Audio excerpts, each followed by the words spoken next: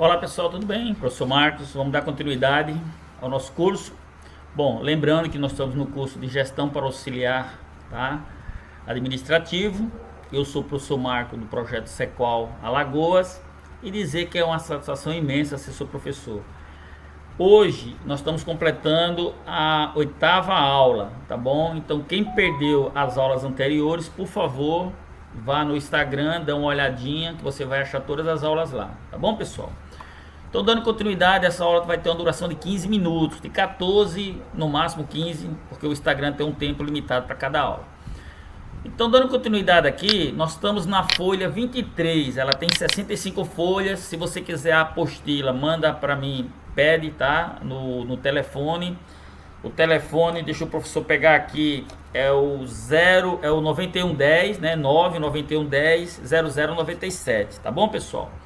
Então, vamos lá. Bens móveis. Existe uma diferença entre bens móveis e bens imóveis. Os bens móveis são máquinas, carros, ferramentas, mesas, computadores. Isso são os bens móveis. E os bens imóveis é a estrutura física, é o prédio da empresa, tá bom? É os terrenos, é aquelas coisas que não tem como se tirar dali, se locomover dali. Vou dar um exemplo. Você tem uma empresa e ela faliu. Então o banco vai lá, o banco retira tudo, os bens móveis. Mas o banco não consegue tirar o prédio do lugar. Então ele vende o prédio, mas o prédio ali fica. Então isso são os bens imóveis. Aí nós temos os bens tangíveis e os bens intangíveis. O que é um bem tangível? Uma máquina. A máquina é um bem tangível. O carro é um bem tangível, a mesa é um bem tangível.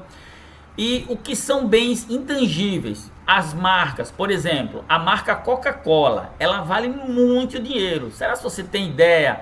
A marca da Apple, né? Da Apple, quanto vale? Muito dinheiro, mas ninguém pega nela, ninguém consegue. Ela existe, mas ninguém pega, então é um bem intangível. Por exemplo, a marca Volkswagen vale muito dinheiro, tá? É um bem intangível, ninguém pega. Agora, nos carros nós pegamos, tá bom? Então, é importante a gente ter esse conceito dentro da administração. O que são bens móveis, o que são bens imóveis, o que são bens tangíveis e o que são bens intangíveis. Os direitos representam todos os valores que se tem a receber de terceiros, provenientes de transações comerciais de venda a prazo. Na venda a prazo, o cliente tem a posse da mercadoria, mas só terá a propriedade depois do pagamento. Vou dar um exemplo, carro financiado, né? Você compra um carro financiado, você usa, você tem todo o direito de usar. Porém, você só pode ser chamado de dono quando você quita o carnê. A mesma coisa uma casa financiada. Então, na hora de fazer o fechamento da empresa, a empresa vai ver o que ela tem de capital líquido. Aquilo que ela deve não é considerado como patrimônio, porque é de terceiros, o banco vem e toma. Existia um banco, não tenho como dizer o nome dele agora, que ele ficou valendo $1, porque tudo que ele tinha era financiado. Esses dias eu também vi aí uma reportagem de um artista muito famoso que faleceu há uns anos atrás, e ele praticamente estava falido, tudo que ele usava era financiado. Na hora que ele morreu, o banco veio e tomou tudo, a família ficou praticamente de esmola. Então, às vezes você vê uma empresa com aquele baita porte, mas por trás daquilo só tem carnê, tá bom? Então, aqui nas aplicações, o dinheiro da empresa, tá? Mas está em poder do banco. São valores a receber e recuperar, a compensar. Exemplo, duplicatas a receber, surge de uma venda a prazo, adiantamento para funcionário, direito de descontar no pagamento, etc. Existem umas transações financeiras que, por exemplo, você vende para uma prefeitura. Então a prefeitura fala que vai pagar no dia 15. Você pega aquela duplicata e você troca ela no banco antecipadamente. O banco cobra um juro por isso, porém existe um risco da prefeitura dar um calote. Mas aí existe uma transação sobre isso. E o banco ganha sobre essa transação. As obrigações representam o valor que se tem a pagar a terceiros provenientes de transações comerciais de compra a prazo. Em outras palavras, são bens de terceiros em nosso poder. Exemplo, duplicatas a pagar, salários a pagar, financiamentos obtidos, adiantamento, clientes, etc. Então aqui tem, abaixo temos a representação gráfica do patrimônio. Figura 2, representação gráfica do patrimônio. Nós temos os bens e as obrigações. Então, bens, caixa, 5.100, banco conta movimento, 2.400, obrigações, fornecedores, 6.000, salário a pagar, 3.400, mercadoria, 5.800, veículo, 8.000, são bens, tá? E nós temos os bens e as obrigações. Tem os direitos, clientes, duplicata a receber, promissória a receber, aluguéis a receber. Então, nós temos o patrimônio líquido, situação líquida. Segundo Ávila, patrimônio líquido representa o grupo que tem por característica demonstrar todos os valores que os proprietários investiram para que a empresa pudesse existir, bem como ficam demonstrados os valores que retornaram desse investimento. Então, o patrimônio líquido é aquilo que foi colocado dentro da empresa, tá certo? Em outras palavras, o patrimônio líquido representa as obrigações da entidade para com os proprietários, sócios, acionistas e indica a diferença entre o valor dos bens, direitos ativos e o valor das obrigações com terceiros.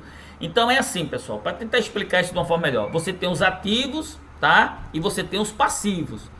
Então o ativo é aquilo que você tem como patrimônio e o passivo é aquilo que você tem a pagar.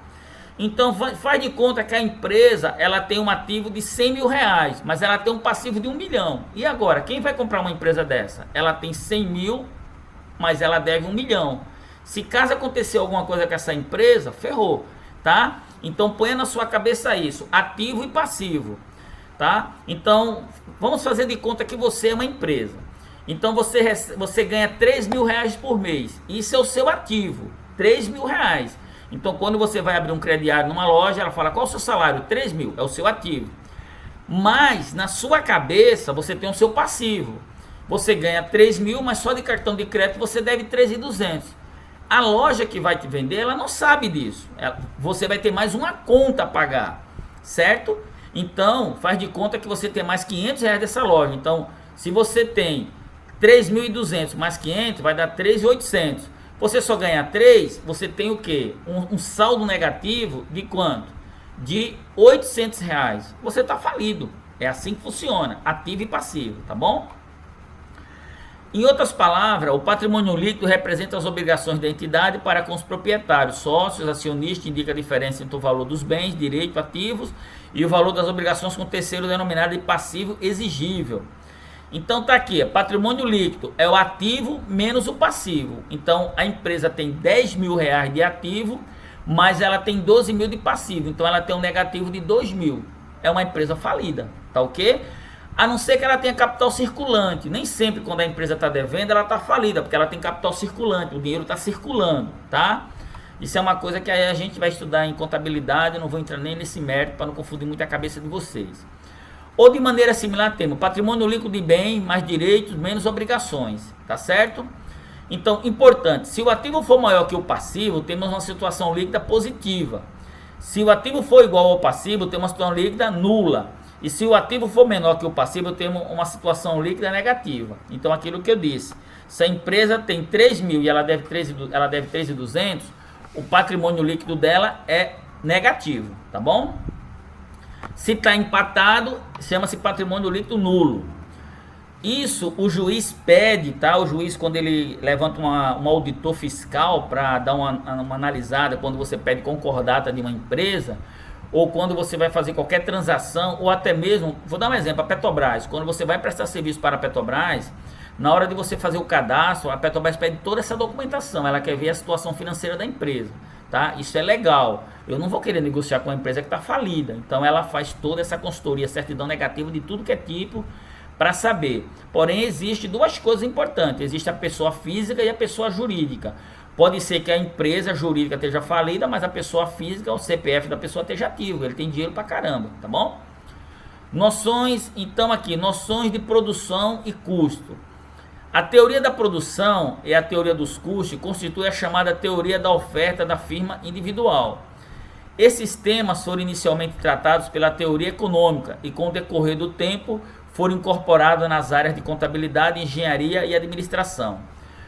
Os princípios da teoria da produção e da teoria dos custos de produção são peças fundamentais para a análise dos preços e do emprego dos fatores de produção, capital, mão de obra, tecnologia, recursos naturais, assim como de sua alocação entre os diversos usos alternativos na economia.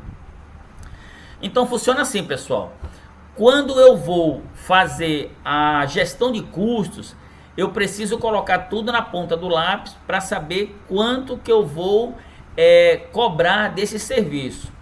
Lembrando que nessa elaboração de custos existem profissionais, tá, da área de engenharia que tem essa formação, então ele vai gerar o preço daquele produto, daquela peça, sendo ali colocado tudo que precisa, mais o lucro. Aí o dono vai dizer quanto ele quer de lucro. Geralmente as empresas trabalham numa margem aí de 8 até no máximo 15% aí estouradamente, tá bom? Assim sendo, a teoria da produção é a teoria dos custos de produção, desempenha dois papéis extremamente importantes. Serve de base para a análise das relações existentes entre produção e custo de produção. Serve de apoio. Então você tem uma coisa importante nessa denominação, são os custos fixos e os custos variáveis, tá bom? Então você tem que entender o que é custo fixo e o que é custo variável. Salário é um custo fixo. Energia pode ser considerado como custo fixo. Algumas pessoas até consideram como custo variável, porque ela pode aumentar. Eu vou dar um exemplo. Agora, gasolina é um custo variável. Por exemplo, a empresa ela é uma transportadora e ela trabalha transportando alguma coisa. Então ela sai de São Paulo com o preço do diesel de um valor. Quando ela chega na Bahia, no outro dia o governo aumenta o diesel. Então, olha só, da Bahia até Maceió tem 400 e alguns quilômetros, quase 500 quilômetros. Esses 500 quilômetros já vai rodar com um nível de combustível, um preço mais elevado. Então as transportadoras têm uma base de cálculo para não ter essa surpresa, porque aumenta combustível todo dia. Nós não temos um preço de combustível fixo, que passa 2, 3 anos sem aumentar. Então é por isso que o combustível ele é um custo variável, tá certo? Matéria-prima, depende, se for commodity, é um preço variável. O que são commodities? Ferro, cimento, algumas coisas desse tipo. Minério, né? O minério é commodity. O minério ele não tem um preço fixo, ele trabalha com variação de câmbio. Então, às vezes o dólar está alto, o dólar está baixo, o euro está alto, o euro está baixo. Então tem essas variações, então é considerado como preço variável, tá bom? Então põe isso na sua cabeça. Na elaboração de custo, você tem os preços fixos e os preços variáveis. Então aqui você tem: serve de apoio para a análise da procura da firma com relação aos fatores de produção que utiliza para produzir bem. As empresas dependem da disponibilidade de fatores de produção, ou seja, a teoria da produção trata apenas das relações físicas, enquanto a teoria dos custos de produção envolve também os preços dos insumos de produção.